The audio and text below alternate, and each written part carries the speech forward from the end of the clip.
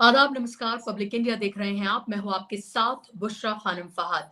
Iran के ऊपर जो ये इलीगल वॉर छेड़ी गई थी, अमेरिका और इजराइल ने मिलकर जो छेड़ी थी, वो अब एक नए मोड़ पर आ गई है। 2 हफ्ते का जो ये सो कॉल्ड सीज फायर है, वो वेंसडे को खत्म होने जा रहा है। और उससे पहले अभी असमंजस की स्थिति बनी हुई है कि अमेरिकन डेलीगेशन तो नूर खान एयरबेस पहुंच गया है, लेकिन ईरान से कोई जाएगा या फिर नहीं जाएगा, पूरी तरीके से इस पर सस्पेंस है। अभी तक के मुताबिक, जब मैं ये कार्यक्रम रिकॉर्ड कर रही हूं, तब तक के मुताबिक ईरान की तरफ से साफ तौर पर यह कहा गया है कि जो सिचुएशन फिलहाल अमेरिका ने पैदा कर दी है, उस पर बातचीत नहीं होगी। यानी कि किसी भी तरह की बातचीत से ईरान ने इनकार कर दिया है। इस सब के बीच चाइना, शी जिनपिंग जो है, उन्होंने यूएई से, माफ कीजिएगा, सऊदी अरब के जो क्राउन प्रिंस हैं, उनसे उन्होंने बात की है।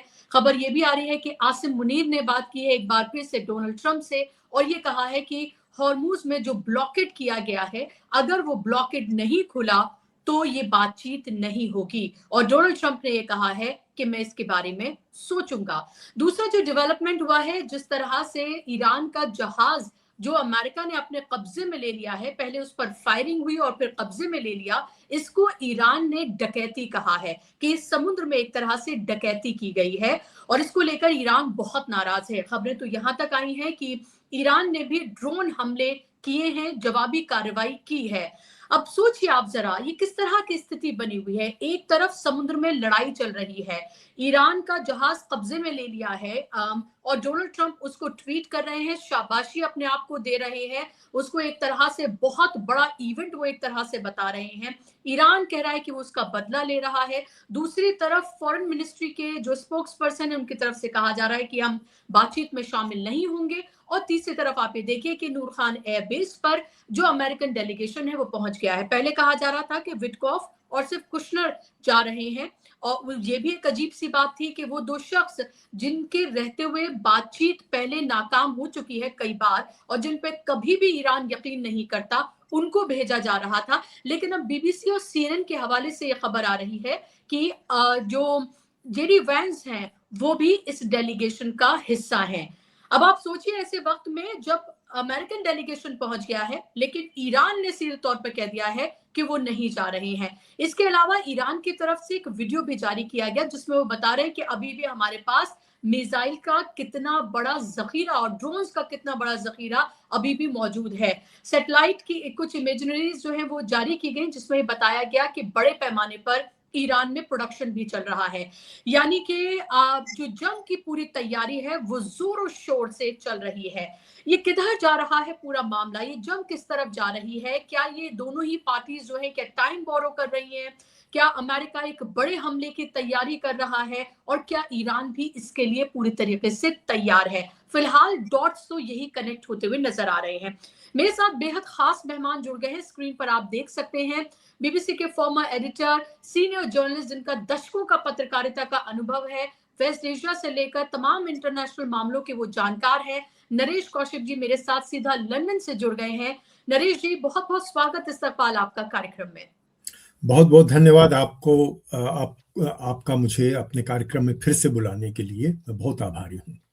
थैंक यू नरेश जी। नरेश जी, पहला सवाल मेरा आपसे कि ये जो फिलहाल आप डेवलपमेंट्स देख रहे हैं, इसको आप कहाँ जाता हुआ देख रहे हैं? क्या आपको वाकई में लग रहा है कि ईरान डेलीगेशन नहीं पहुंचेगा, या फिर इसको आप एक पोस्चरिंग देखते हैं? क्योंकि पिछली बार का नतीजा सिफर ही रहा, और उसके बाद जो डेवलपमेंट्स हुए हैं इन कह सकते हैं 1 हफ्ते के टाइम पीरियड में, वो साफ तौर पर लग रहा है कि पॉजिटिवली तो आगे जाते हुए नहीं नजर आ रहे हैं। देखिए, मुझे तो देखिए बुशरा जी, काफी निराशा का माहौल दिख रहा है इस समय। मुझे लग नहीं रहा कि ये बातचीत अगर हो भी रही है तो ये क्यों हो रही है।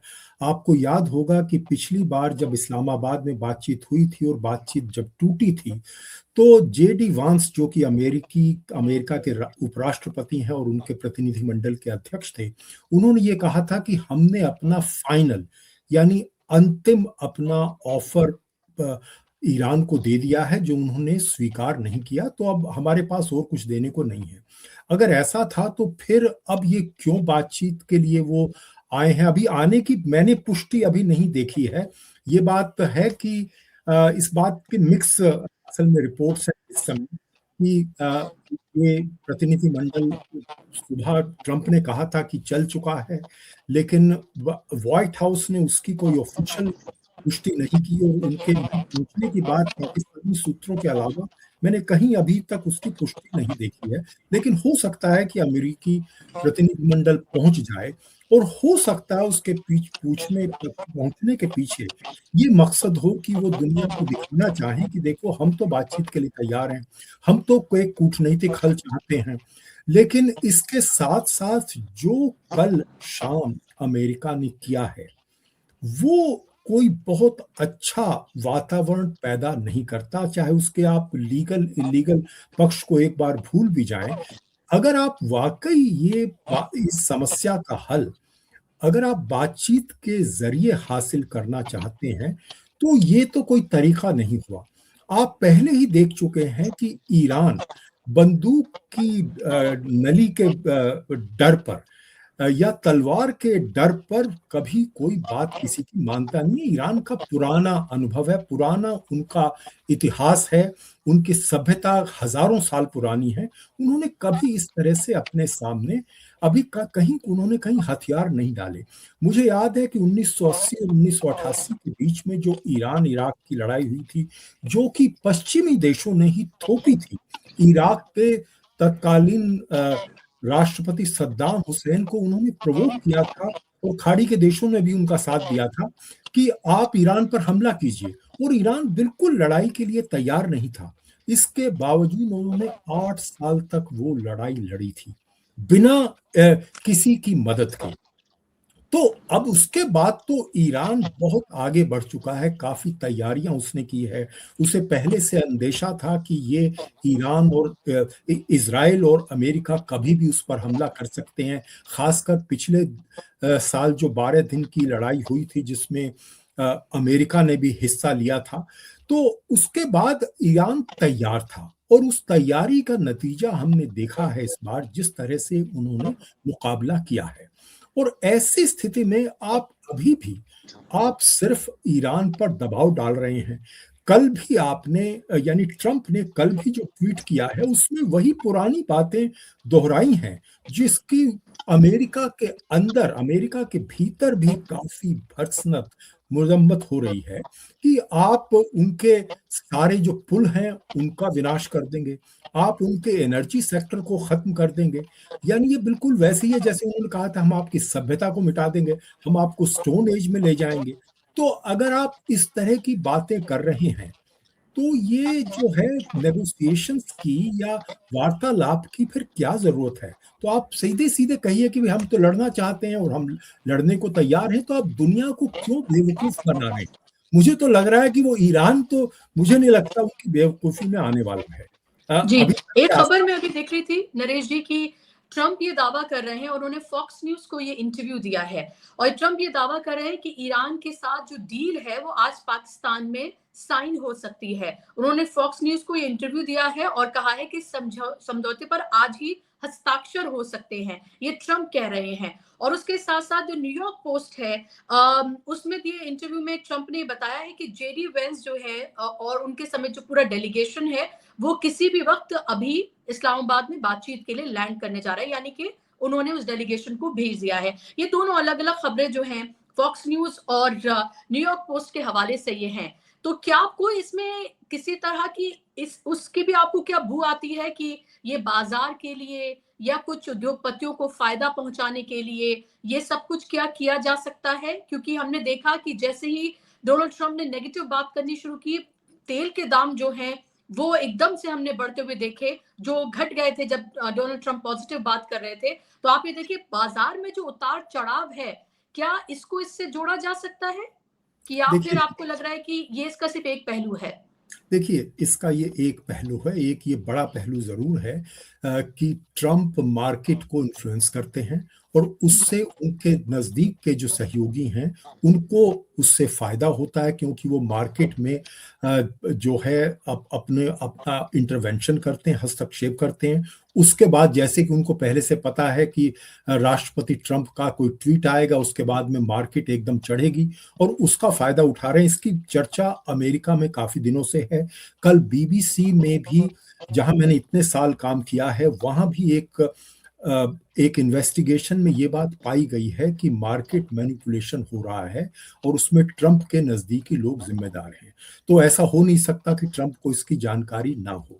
तो ये मार्केट मैनिपुलेशन, तो ये एक इसका जो है कारण है ही। दूसरा कारण मुझे ये लगता है कि वो टाइम बाई कर रहे हैं। अभी भी वहां पर जिस तरह की तैयारी एक बड़े हमले के लिए होनी चाहिए, ऐसा लगता नहीं है वो तैयारी है। क्योंकि उन्होंने 3-4 दिन पहले कहा था, यानी अमेरिका की मिलिट्री ने कहा था कि कोई 10,000 और सैनिक वहां आएंगे, एक और वहां बेड़ा आएगा, जो है विमान वाहक जहाज का। तो इसके अलावा और कुछ वॉरशिप्स आ रहे हैं, वो अभी तक सारे पहुंचे नहीं हैं।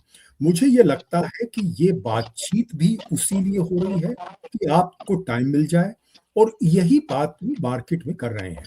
इसके इसके पीछे मुझे एक और जो दिखती है वजह, और जो जो इसकी पुष्टि होती हुई दिखती है, वो ये है कि अमेरिका के जो एनर्जी सेक्रेटरी हैं, यानी जो उनकी जो एनर्जी मामलों की जो मंत्री हैं, उन्होंने एक बयान दिया है जिसमें उन्होंने कहा है कि ये जो तेल के दाम जो अमेरिका के पंप में, यानी पेट्रोल जिसको वो गैसोलीन कहते हैं, हम पेट्रोल कहते हैं, पेट्रोल के दाम जो वो बढ़ रहे हैं, अभी और कुछ महीनों तक बढ़े रह सकते हैं। इसका मतलब ये है कि वो आगाह कर रहे हैं अमेरिका की जनता को कि ये लड़ाई अभी जल्दी खत्म होने वाली नहीं है, और ये अभी अमेरिका की जनता को मुश्किलों के लिए तैयार होना होगा। इसके ट्रंप तो देखिए कोशिश करते हैं लोगों को यह बताने की नहीं, मैं बहुत जल्दी कर रहा हूं, 2 दिन में समझौता हो जाएगा। तो ये जो है, ये दोनों तरह की बातें करना, ये सिर्फ जो ट्रंप के लिए कुछ लोग कहते हैं कि अब झूठ बोलते हैं, कुछ भी ऊट पटांग बोलते हैं। मुझे ऐसा लगता है ये जो बोल रहे हैं कुछ सोच समझ के बोल रहे हैं, और अपने को कभी कभी वो खुद काटते हैं। वो भी हो सकता है इनकी कोई स्ट्रेटेजी हो, लेकिन मुझे लगता नहीं है कि इस स्ट्रेटेजी का कोई बहुत उनके लिए कोई पॉजिटिव या सकारात्मक कोई नतीजा निकलता हुआ दिख रहा है, क्योंकि ईरान को विश्वास नहीं है। और ईरान को विश्वास इसलिए नहीं है कि आपने पहले भी उनके सारे जो वचन आपने दिए थे, जो आपने प्रोमिसेस दिए थे, वो तोड़े हैं। और यहाँ इजराइल के मामले में भी कभी ईरान को भरोसा नहीं है कि अमेरिका वाकई इजराइल को कब्जे में कर रहा है, यानी उस पर नियंत्रण कर रहा है। उसका उदाहरण साफ दिखता है, जो उन्होंने 2 दिन पहले जो 10 दिन के युद्ध विराम की जो घोषणा की थी, उसके बाद से उस युद्ध विराम का इजराइल ने कोई ठीक से पालन नहीं किया है। अभी भी इजराइल लेबनान में हमले कर रहा है, आज भी हमले हुए हैं। तो इसका मतलब यह है कि जो ट्रंप ने कहा था कि अब लेबनान पर कोई हमला इजराइल नहीं करेगा, इस तरह का भी उन्होंने एक ट्वीट किया था, आपको याद होगा, शुक्रवार को, फ्राइडे को। लेकिन इसका वहां पर कोई असर तो हुआ नहीं, वो अभी भी ये कर रहे हैं। तो मुझे ऐसा लगता है कि अ, इसके लिए जब भी कोई वातावरण बनाया जाता है, बातचीत तब होती है। वातावरण तो आप लड़ाई का बना रहे हैं, तो बातचीत कहाँ से होगी? अगर हो भी की तो वो सिर्फ दुनिया को ये बताने के लिए होगी कि देखिए हम तो कोशिश कर रहे हैं, लेकिन ईरान नहीं मान रहा, और ईरान कहे कि अमेरिका नहीं मान रहा, लेकिन आपस में सब तैयारी कर रहे हैं। मुझे तो वो तैयारी ज्यादा दिख रही है। माफ कीजिए। जी, तो आपको ये लग रहा है कि ये फेज़ 2 वॉर फेज़ 2 जो है वो वेडनेसडे के बाद क्या आपको लग रहा है ये शुरू हो सकता है? और अगर ऐसा होता है, तो क्या ये पहले से कहीं ज़्यादा खतरनाक होगा? क्योंकि क्या अमेरिका ने ये सब देख लिया है कि ईरान किस तरह से वापस हमले कर रहा है? क्या कुछ वो करता हुआ नज़र आ रहा है? ईरान की एक तरह से शायद तैयारी का भी उनको थोड़ा बहुत अंदाज़ा होगा, और उसके साथ-साथ जो ईरान की तरफ से धमकी दी गई है, और मैं देख रही थी प्रोफेसर मरांडी जो कि डेलीगेशन में भी गए थे, वो एक तरह के स्पोक्स पर्सन मान लें, या फिर एक एक कह सकते हैं कि एक ऐसी शख्सियत है जिनकी बात की अहमियत है। उन्होंने ये कहा कि जो तमाम जीसीसी कंट्रीज हैं उन पर फिर से हमला किया जाएगा। तो जीसीसी कंट्रीज जो हैं वो एक तरह की कमजोर या दुखती रग बना दिया गया है इस पूरी वॉर में। कैसे देख रहे हैं अब इसको आप यहाँ से आगे जाता हुआ? देखिए, ईरान को ये लगता है कि उसके पास में और तो कोई लीवरेज नहीं है। ईरान जो है अमेरिका के सामने आमने-सामने की लड़ाई में, तो देखिए 2 इज़राइल और अमेरिका की जो वॉर मशीन है, उसके सामने कम से कम लड़ाई के मैदान में ईरान सीधे-सीधे लड़ाई में नहीं टिक सकता। बहुत नुकसान इनका हुआ है, क्योंकि ईरान ने काफ़ी मुकाबला किया है, लेकिन सैंक्शंस की वजह से उसकी लिमिटेशंस हैं, और वो सैंक्शन सिर्फ ईरान पर ही नहीं है, ईरान को हथियार बेचने वालों पर भी हैं। तो इसलिए ईरान के पास में बहुत ही सीमित साधन हैं। उन सीमित साधनों में उसने मुकाबला किया है। उसको ये स्ट्रेट ऑफ हॉर्म्यूज़ में जो ये दिखा है इकोनॉमिक लिवरेज, यानी वो उसको आर्थिक रूप से अमेरिका को नुकसान पहुंचा सकता है, और वो अमेरिका तक तो पहुंच नहीं सकता, ईरान के पास में इतनी ताकत नहीं है। लेकिन अमेरिका के जो अड्डे खाड़ी के देशों में है, जिस पर उसने पहले हमला किया था, उस पर वो फिर हमले कर सकता है। अमेरिका के जो और एसेट्स हैं इस पूरे मिडिल ईस्ट में, उन पर हमला हो सकता है। आज ही मैं सुन रहा था कि अमेरिका के स्टेट डिपार्टमेंट ने इराक में ये चेतावनी जारी की है कि अमरीकियों पर हमले हो सकते हैं ईरान समर्थक लोगों के, क्योंकि आपको मालूम होगा कि इराक में, जो कि जिसका ईरान के साथ में बड़ी सीमा लगती है, वहां पर ईरान का बहुत प्रभाव है। वहां की सरकार जो है ईरान को नाराज करके नहीं रह सकती है। तो बहुत बड़ा उनका जो है इसमें जिसे मैं कहता हूँ लिवरेज उनका है। लेकिन जो सबसे बड़ा लिवरेज है वो इकोनॉमिक है, और वो इकोनॉमिक लिवरेज का उन्होंने ये संकेत पहले भी दिया है। तो अभी भी वो कह रहे हैं कि अगर आप हमारे एनर्जी सेक्टर्स पर हमला करेंगे, हमारे पुलों पर हमला करेंगे, हमारे आर्थिक ठिकानों को ध्वस्त करेंगे, तो हम बदले में खाड़ी के देशों में, जो कि आपके सहयोगी हैं और जिन्होंने आपको अपने यहाँ अड्डे बनाने के लिए दिए हुए हैं, वहां हम हमले करेंगे। तो ये ईरान और कुछ कर नहीं सकता। ईरान इसी तरह का मुकाबला इनडायरेक्टली करेगा। तो जो उसने उसका वो भी दिया है, संकेत भी दिया है, और इसके पीछे ये भी हो सकता है कि दुनिया की जो दूसरी ताकतें हैं, खासकर चीन, वो थोड़ा सा ज्यादा हस्तक्षेप करे इसमें। आज जैसा कि आपने इंट्रोडक्शन में अपने कहा, चीन ने जो है अपनी तरफ से एक कोशिश कर रहे हैं इस संकट को टालने की, लेकिन आप जानती हैं कि चीन कभी किसी की लड़ाई में जो है पड़ता नहीं है। चीन अपना हित देखता है, वो भी सबसे ज्यादा आर्थिक हित। उसको आर्थिक हित का जरूर उसका हनन हो रहा है आर्थिक हितों का, लेकिन उसको ये भी दिख रहा है कि ईरान के द्वारा अमेरिका पर नुकसान हो रहा है, और ईरान के इस कदम से अमेरिका की अर्थव्यवस्था भी बहुत ज्यादा प्रभावित हो रही है। तो इसलिए जो है मुझे डर है कि ये लड़ाई हो सकता है कि जैसी आपने कहा इतनी बड़े लेवल पर ना हो, और ये भी हो सकता है कि देखिए कल रात को इस सीज फायर जो 2 हफ्ते का था ये खत्म हो जाएगा, यानी बुधवार की सुबह से ही लड़ाई शुरू हो सकती है। लेकिन हो सकता है कि लड़ाई एकदम शुरू ना हो सकता है कि कुछ चिंगारियां सी भड़कें, हो सकता है कि दोनों एक दूसरे को ये मौका दें कि भाई आप पहले शुरू कीजिए। लेकिन इम्कानात मुझे जो दिख रहे हैं, संभावना मुझे दिख रही है, आशंका यही दिख रही है कि लड़ाई फिर होगी। जिस तरह की पहले हम इस सीज़फायर से पहले नरेश जी जिस तरह की बातें कही जा रही थी, डोनाल्ड ट्रंप जो धमकियां देते हुए नजर आ रहे थे, पूरी सिविलाइजेशन को मिटाने की वो जो बात कर रहे थे, तो कभी ये वर्ल्ड वॉर 3 में तब्दील होती हुई नजर आ रही थी, तो कभी लग रहा था कि टैक्टिकल न्यूक्लियर वेपन्स का जो है वो इस्तेमाल किया जा सकता है, और ये भी कहा था कि हो सकता है कि अमेरिका नहीं बट इजराइल ऐसा कर सकता है। क्या आपको लग रहा है कि ये चीजें उधर ही बढ़ती हुई नजर आ रही, क्योंकि जब हम बार बार ये कहते हैं कि वॉर थम गई, ओके 40 दिन के बाद ऐसा हो गया, 45 दिन के बाद ऐसा हो गया, जब हम इस तरह की बातें करने लगते हैं, मुझे लग रहा है कि हम बहुत चीज़ों को अंडर एस्टिमेट कर रहे हैं। एक ऐसी वॉर जो इज़राइल हमेशा से लड़ना चाहता था, उसने एक प्रेज़िडेंट डोनाल्ड ट्रंप को एक तरह से मना लिया या अपने झांसे में ले लिया और वो वॉर ईरान को के ऊपर थोप दी गई। ईरान ने वो वॉर लड़ी, दुनिया को बताया कि एसिमेट्रिक वॉर किस तरह से लड़ी जाती है। उसका एक एक एक सैंपल जो है, एक कामयाब सैंपल दुनिया के सामने रखा। और ईरान भी एक तरह से आर या पार की लड़ाई में है। वो भी ये चाहता है कि बार बार ये दादागिरी, गुंडागर्दी जो है ये खत्म हो, या तो इधर हो या उधर हो, और वहां की जनता भी ऐसा नहीं चाहती है। तो क्या ये बातचीत अगर आज या कल तक अगर ये नहीं होती है, ईरान नहीं आता है, तो फिर आप क्या ये देख रहे हैं कि सीधे तौर पर ये वॉर फिर बड़े पैमाने पर होगी? क्योंकि जो हम देख चुके हैं, क्या उससे फिर आगे ही बढ़ता आप इसको देखेंगे?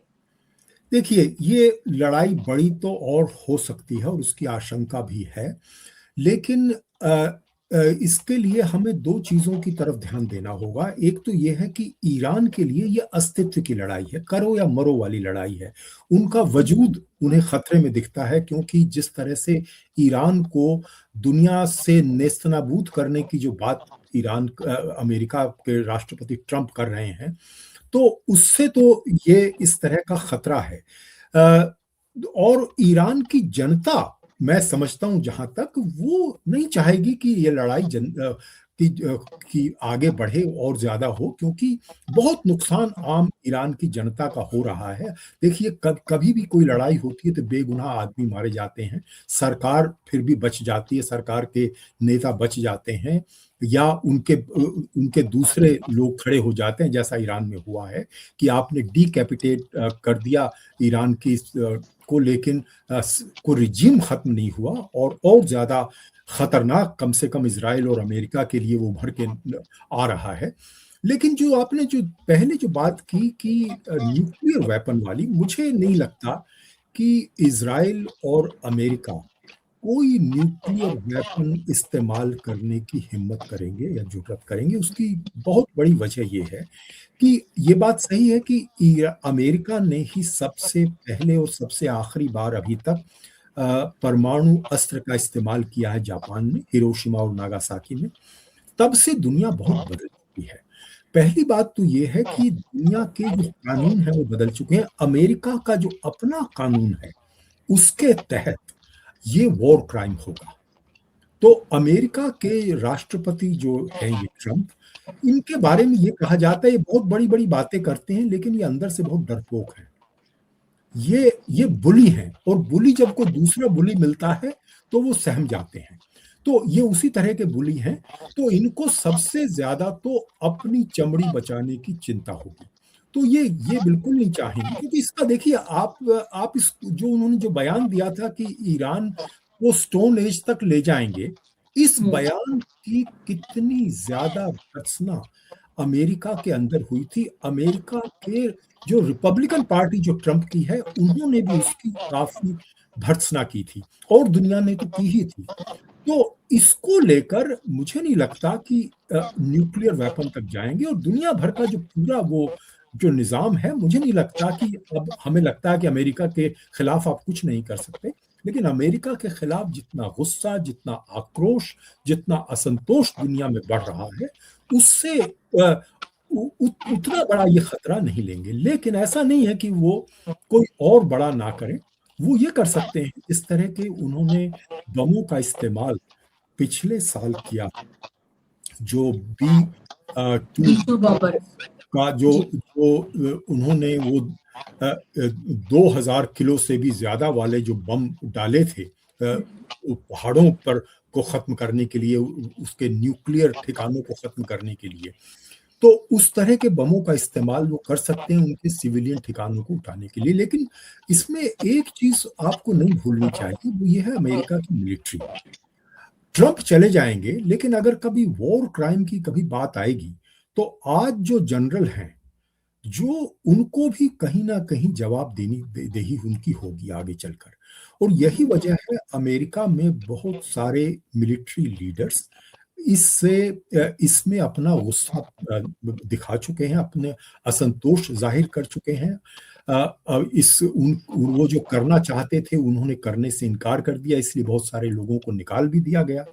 और आपने देखा कि वहां पर जो रक्षा मंत्री हैं, जिसको आजकल युद्ध का विभाग कहते हैं, यानी वो तो मतलब पहले से ही आप कहते हैं कि ना, ऑफेंसिव यानी डिफेंस का मतलब है कि आप अपनी बचाव में आप सेना का इस्तेमाल करेंगे। ये तो लड़ाई, इसका नाम ही डिपार्टमेंट ऑफ वॉर है, यानी लड़ाई करने वाला विभाग। तो इससे ही आप क्या सबक दे रहे हैं दुनिया को। तो हो ये रहा है कि अमेरिका के अंदर भी बहुत सारे लोग हैं। और एक चीज आपने देखी होगी, कई बार अमेरिका के राष्ट्रपति ने ये कहा कि इसके लिए जो है, मुझे सलाह दी थी जनरल केन ने। और ये बात कहा जाता है कि जनरल केन ने वो सलाह नहीं दी, लेकिन जनरल केन देर सवेर आगे चलकर ये बात हो सकता है कहें कि नहीं, मैंने नहीं कहा था, और हो सकता है कि वो भी अपना पद छोड़ दें। तो ये भी एक जो है, अमेरिका में कभी ये ऐसा नहीं होता कि कोई आप कमांडर इन चीफ का हुक्म ना माने, लेकिन आप पद तो छोड़ के जा सकते हैं, उसके लिए तो आप रोकता नहीं है। तो मुझे लगता है कि ट्रंप के दिमाग में ये भी बात होगी। लेकिन मुझे जो सबसे बड़ा जो खतरा लगता है, वो जिसका जिक्र मैंने पिछली बार भी किया था, कि समस्या ये है कि ये जो प्रशासन है, ये ईरान को ना तो समझता है, ना ही समझने की कोशिश करता है। इस समय जो ट्रंप के जो सलाहकार हैं, उनमें से कोई ईरान का एक्सपर्ट नहीं है। इनके पास में ईरान के सलाहकारों की, ईरान के विशेषज्ञों की कोई कमी नहीं है। बराक ओबामा ने जो 2015 वाला जो मल्टीनेशनल अकॉर्ड किया था, न्यूक्लियर वाला, जो जिसको ट्रंप ने नेतन्याहू के कहने पर तोड़ दिया था, अ, उसमें बहुत सारे लोग थे जिन्होंने इसमें सलाह दी थी उनको। वो उन लोगों को आपने कहीं पूछा नहीं। अभी भी वो लोग मौजूद हैं, आप उनसे सलाह लीजिए। मुझे नहीं लगता कि ये जो प्रतिनिधि मंडल आया है, उनमें कोई ऐसे लोग हैं जो कि ईरान को जानते हैं। अगर वो और जब जानते, हम ये बात कर रहे हैं नरेश जी, माफ कीजिएगा, मुझे आपको रोकना पड़ रहा है, कि जब हम ये बात कर रहे हैं तो अभी मैं अपडेट ये देख रही थी कि जो सैयद अब्बास अरागची हैं, जो विदेश मंत्री हैं ईरान के, उन्होंने पाकिस्तान के जो विदेश मंत्री हैं इशाक डार, उनसे बातचीत की है। यानी कि अभी भी जो कोशिशें हैं वो लगातार जारी हैं। ये भी पहले खबर आई थी कि सऊदी अरब से भी बातचीत हुई है, टर्की से भी बातचीत चल रही है, चाइना का भी इंटरवेंशन हो रहा है। यानी कि पाकिस्तान की तरफ से ये पूरी कोशिश हो रही है कि अगर डेलीगेशन अमेरिका से निकल गया है और जो दूसरी बातचीत का दूसरा दौर जो होना है वो दरअसल हो जाए, क्योंकि जाहिर सी बात है सब में इसकी भलाई है। लेकिन फिर वही वही बात की बातचीत तो पहले भी हुई थी, तब बातचीत 2 बार जब बातचीत हुई तो क्या हुआ फिर ईरान के साथ, और लास्ट जब कॉन्वर्सेशन हुई है उसके बाद भी क्या हुआ, और लगातार जो धमकियां हुई है वो भी क्या हो रहा है। मान लीजिए कि ईरान का डेलीगेशन 1% अगर पहुंच जाता है तो भी बातचीत के बाद क्या वाकई में वो हल निकल पाएगा? क्योंकि क्या नेवी ब्लॉकेट खुलेगा? आपको लग रहा है क्या ट्रंप खोलेंगे इसको? क्या आपको लग रहा है कि एनरिच यूरेनियम तो पूरे तरीके से मना कर दिया ईरान ने, वो नहीं देगा? लेबनान की अगर हम बात करें तो वो भी सीज फायर लगातार तोड़ा जा रहा है, और जो फ्रीज असेट्स हैं ईरान की वो भी अभी तक उसको देने के लिए कोई प्रोमिसेस नहीं किए गए हैं। तो कौन सा आपको एक ऐसा पॉइंट लग रहा है नरेश जी, जहां आपको लगता है कि ये एक तरह का आइसिंग ब्रेक कर सकता है, जो फिलहाल एक तरह की टसल है वो एक तरह से एक किसी पॉइंट पर आकर रुक सकती है? देखिए, सबसे पहले तो आपको ये जो आपने अपनी जो ब्लॉकेज की है, आप ईरान ब्लॉकेट कर रहा था तो उसको तो आप इलीगल करार दे रहे थे, आप उसकी दुनिया भर में आलोचना कर रहे थे कि ईरान ने दुनिया की अर्थव्यवस्था को तबाह कर रहा है। लेकिन आप क्या कर रहे हैं, आप भी तो वही कर रहे हैं ना। आज पूरे दिन में सिर्फ 3 जहाज स्ट्रेट ऑफ हॉर्म्यूज से निकल पाए हैं, जबकि 150 के करीब जहाज रोज निकलते थे इस लड़ाई से पहले। इससे ये पता चलता है कि कितना नुकसान हो रहा है। तो अगर आप बातचीत का वातावरण बनाना चाहते हैं, एक गुडविल आप बनाना चाहते हैं, तो सबसे पहले तो अमेरिका को ये नाकाबंदी अपनी बंद करनी होगी।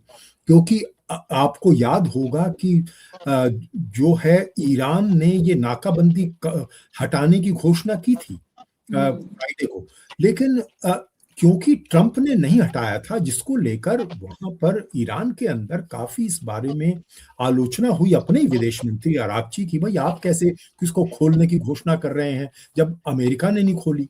तो आपको सबसे पहले तो उसको खोलना होगा। दूसरी बात, आपको इजराइल को ये कहना होगा कि भाई आपने युद्ध विराम का आश्वासन अगर दिया है तो आप उस पर कायम रहिए, इसका कोई इफ एंड बट्स नहीं होने चाहिए। बल्कि आपको तो अगर आप वाकई कोई अच्छा संकेत देना चाहते हैं तो इजराइल को आप ये कहिए कि आप सारे नहीं तो कुछ सैनिक तो अपने वापस बुलाइए, ताकि एक वातावरण बने। तो मुझे लग ये रहा है, माफ कीजिए, कि इस समय सिर्फ एक पब्लिक परसेप्शन की लड़ाई दिख रही है, जिसमें हो सकता है ईरान इसलिए इस बातचीत में शामिल हो जाए कि ताकि दुनिया को ये ना लगे कि ईरान बातचीत से भाग रहा है, अमेरिका तो बात करने को तैयार था लेकिन ईरान क्योंकि तैयार नहीं था इसलिए हमें लड़ाई फिर से करनी पड़ी, तो ईरान को सारी दुनिया दोष देगी। तो इसलिए ईरान ये जानते हुए भी कि इस बातचीत से कुछ निकलेगा नहीं, ईरान हो सकता है बातचीत में शामिल हो, लेकिन मुझे लगता है ये सब छलावा है। मुझे तो लग रहा है कि लड़ाई की तैयारियां हो रही हैं और उसके लिए जो है अभी पूरी, जैसा कि मैंने पहले कहा, पूरी तरह से अमेरिका अभी तैयार नहीं है और ईरान भी तैयारी कर रहा है। ईरान भी अपने जो जो अ, जो उनके कुछ मिसाइल दबे हुए थे या छुपे हुए थे उनको निकालने की कोशिश कर रहा है। और ईरान ने, आपने देखा होगा, कल एक ड्रोन अटैक किया था लेकिन अभी तक कोई बड़ा जवाबी हमला नहीं किया है। तो ईरान की अपनी तरफ से शायद ये संकेत दे रहा हो कि हम चलिए इस्लामाबाद पहुंच जाते हैं, बात कर लेते हैं, वो बातचीत टूटती तो दिख रही है और उसके बाद हम जो है फिर इसको करेंगे। तो हो सकता है बुशरा, मुझे तो इस बात के इम्कानात ज्यादा दिख रहे हैं कि हम 2 दिन के 3 दिन के बाद में फिर ये बात करेंगे आपस में कि क्या ये देखिए ये बातचीत फिर नाकामयाब हुई, कुछ निकला नहीं। तो हम जो है, हमारे दर्शक इस जो बात को जो सुन रहे हैं उनको मैं अ, विनम्रता से यही कहूंगा कि मुझे कोई इसके कोई आसार कोई बहुत शुभ नहीं दिख रहे हैं। मुझे ये बातचीत सिर्फ एक छलावा दिख रही है। मुझे यही दिख रहा है कि आगे जो है बिल्कुल, लड़ाई। आप जो ये बात बोल रहे हैं इसी को ही मैं अगर आगे बढ़ाऊं नरेश जी, क्योंकि मैं अपडेट्स लगातार देख रही हूँ सो दैट जब तक ये कार्यक्रम लोग हमारे दर्शक देखें उनके पास तमाम इन्फॉर्मेशन हो। नेतन्याहू कह रहे हैं कि ईरान में हमारा काम अभी भी खत्म नहीं हुआ है, ये नेतन्याहू कह रहे हैं। और आप सोचिए कि उनका कहना है कि ईरान में सैन्य अभियान अभी हमारा खत्म नहीं हुआ है। उन्होंने कहा है कि इसराइल का मिशन जारी रहेगा और काम अभी बाकी है।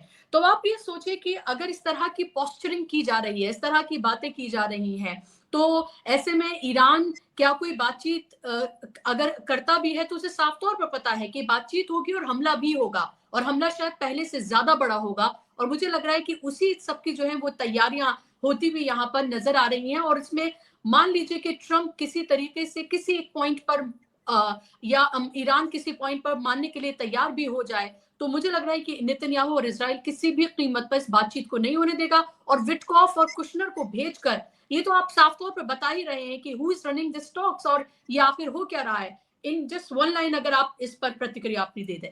देखिए, पहली बात तो ये है कि ये नेतन्याहू ने जो कहा, ये इस बात को दोहराया है। उन्होंने जो पहले जो सीज फायर टूटा था, जो सीज फायर जब हुआ था, तब उन्होंने कहा था कि अभी लड़ाई हमारी खत्म नहीं हुई है, तो उन्होंने आज इस बात को दोहराया है।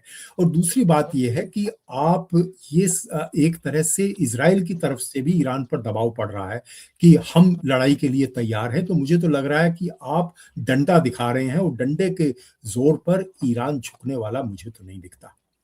जी, बिल्कुल। और अगर ऐसा होता तो अब तक ऐसा हो गया होता। उसने तो पूरी दुनिया को दिखाया कि सो कॉल्ड जो वर्ल्ड पावर्स हैं, उनको किस तरह से घुटनों पर लाया जा सकता है। एक ऐसे कंट्री जिसके ऊपर 40-45 साल तक सैंक्शंस लगे हुए, जिसे दुनिया से पूरी तरीके से काट दिया गया, उसने ये बताया कि किस तरह से इस वॉर को लड़ा जा सकता है और पूरी दुनिया ने उसका एग्जाम्पल देखा।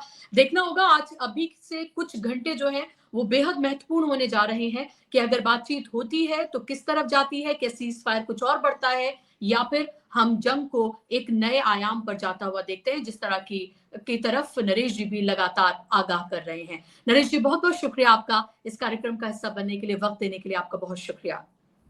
Thank you. शुक्रिया आप तमाम दर्शकों का भी।